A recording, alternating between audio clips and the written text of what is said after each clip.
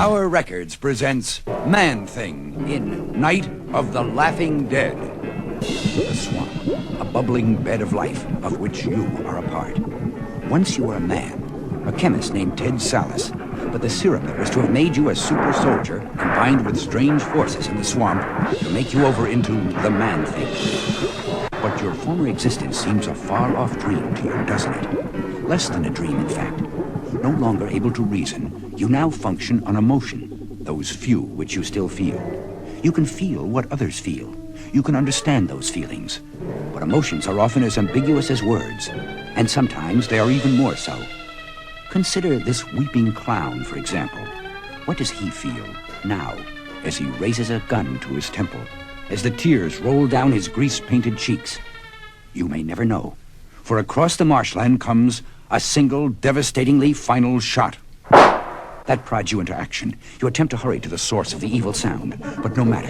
You are too late.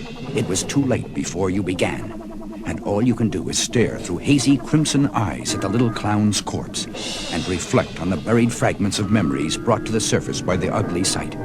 You remember how the man you were fought to protect his scientific discovery. You remember more, the blinding moments of escape, the knowledge that he had to destroy the vial, and perhaps, at the same time, destroy himself.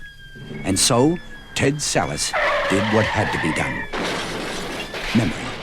You recall the transformation, the mingling of the chemical with the swamp waters around him, the stark shock to his metabolism, and the bitter ending of his sanity.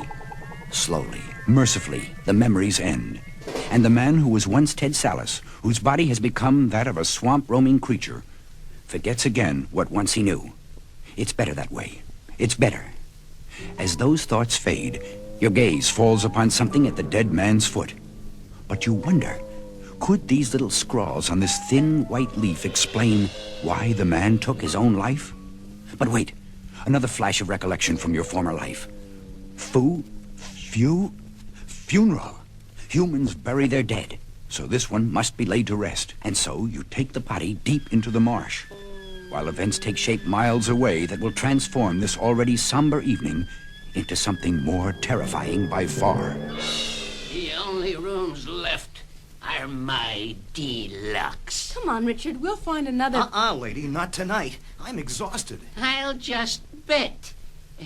That'll be $22.40, including tax. These two young people are Richard Rory and Ruth Hart. Two old friends of yours, Man-Thing. Well, that was a hassle, wasn't it? I'll say. I'll bet he's a reform school reject. But I haven't got the energy to argue with him. Not now. Maybe we can go to the carnival tomorrow. Carnival? Sure. See the trucks over there? They must be playing a town around here. Boss, Mr. Garvey, Daryl's gone. Run away. We've got to go after him. We can't lose the show's only clown. And besides, he was terribly upset tonight. I'm afraid of what he might do. Please, Mr. Garvey, if he does something rash, you'll be out. I'll be the boss of this three-ring loney farm, just like before, you hear? And if you don't like it, you can scram. Holy cow, Ruth. Did you see that? Richard, wait. You don't know... Them's your options, Taylor. Either you... Huh?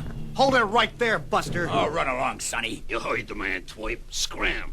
See? He's the boss. He's my boss. And I don't like nobody messing with my boss. Oh, boy. No, sir, I don't like it at all.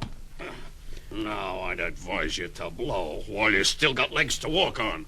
It ain't wise to get Trag mad at you twice. Trag? The world's strongest man? Gosh, that's who hit me. Whoever you are, you've got to get out of here. She's right, Richard. Please, take me with you. Hey, boss. Ayla's leaving, too. Step on it, lover. Trag doesn't look happy about this.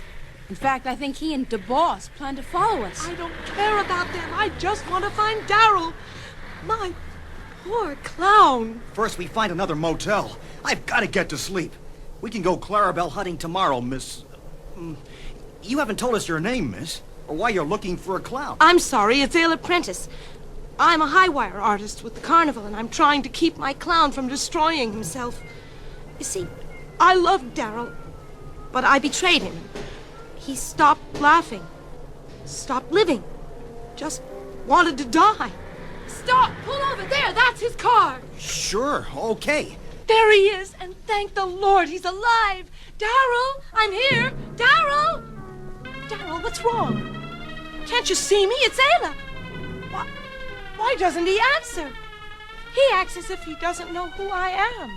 Maybe his mind is just totally snapped.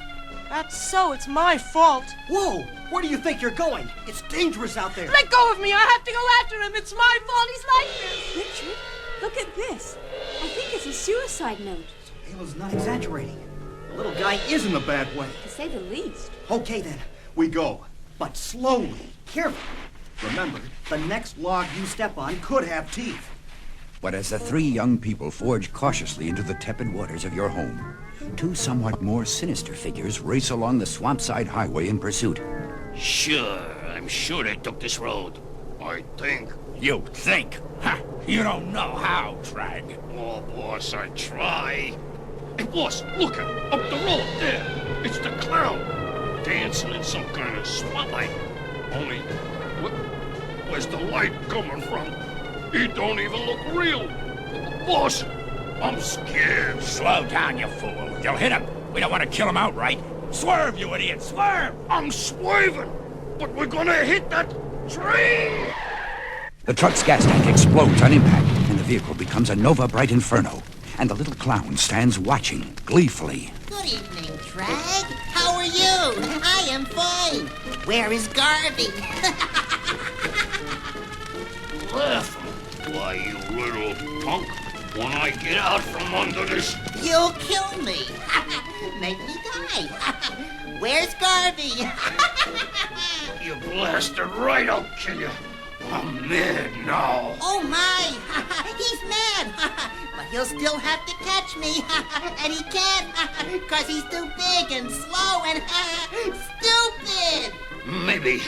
But at least I ain't no walking joke. And not too far away, Listen, voices. It sounded like Trag. I didn't hear anything. Are you sure? No, it's hard to be sure of anything in here. I didn't realize it would be this dark. There were so many little sounds, so many shadows. Oh! That's no shadow. It's some kind of... Here. Oh, whoa. Look. It's carrying something. Or someone. It's got Daryl. Holy cow! It's the man-thing! Take it easy, Ayla. I know this is hard to believe, but that creature won't harm us or Daryl. If that is the clown he's holding, he may be protecting him. And so, we better not startle him. Right. We'll move closer. Slowly. And so, not suspecting that the man they seek to save is already dead, they inch their way through dense swamp growth toward the spot where you stand. A hunk of earth you have chosen for the man's final resting place. And when they push aside the last clump of green, when they see the clown's limp body and the heavy branch in your mottled hand, Ayla draws the logical but wrong conclusion and panics. Heedless of the seeming danger you present, she rushes to the side of her fallen friend. Daryl, wake up! It's Ayla! Daryl! Oh, no! He's dead! Dead! You can feel this woman's deep sorrow. Your own head bows. But then, another powerful emotional force makes you whirl, startled. How could you?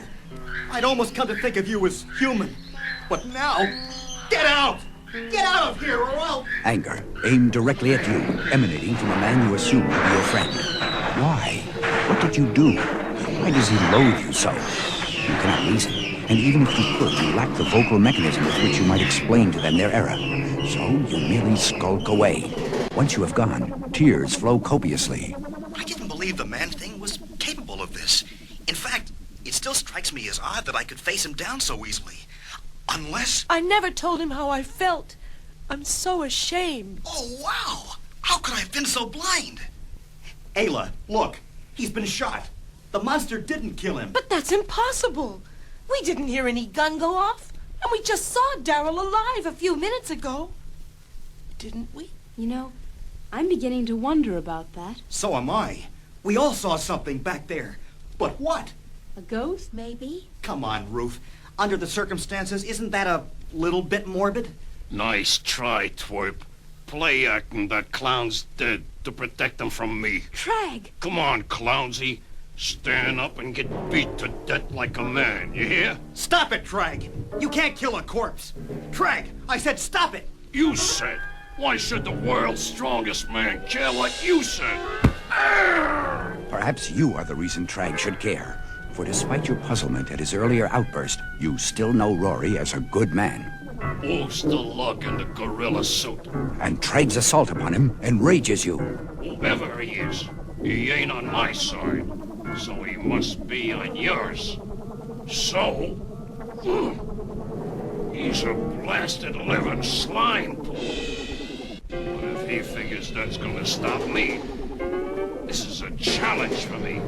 I know I can take any man. But a monster, that's something new. I sliced right through him. He has torn from you some small bits of your being, yet still you stand, to all appearances, unharmed. I tore into you, ripped you apart, and you didn't even feel it. You are waiting for one reaction, fear. For if this man, or any man, fears you, your very touch can burn his flesh to ashes. But Trag is not afraid, only amazed. He attacks again. But this time, it is your strength which prevails. And in the absence of fear, you resort to other, even more brutal means to destroy your foe. But the memories return once more, the visions of needless, wanton slaughter. And though your instincts advise you otherwise, you allow him to live. And as you make that choice, the most bizarre event of this night occurs. Holy leaping! What is it? What's happening to him? Or is it happening to us? Are we all losing our minds? The warm night air has suddenly turned chill as you stare along with the humans at the skeletal specter that has risen from Daryl's lifeless shell. What are you? What do you want? Why, I want to make you laugh. I want smiles and guffaws and grins and good cheer. And most of all, peace. What does any clown want but to make people happy? But I could not go on making others laugh when all I felt inside was pain, when the love I gave was not returned. But now, my soul is free. I shall feel mortal pain no more. And so I can laugh forever. You look and listen to the specter of a clown before you. And all that you know, Man-Thing, is that never has laughter made you feel so sad.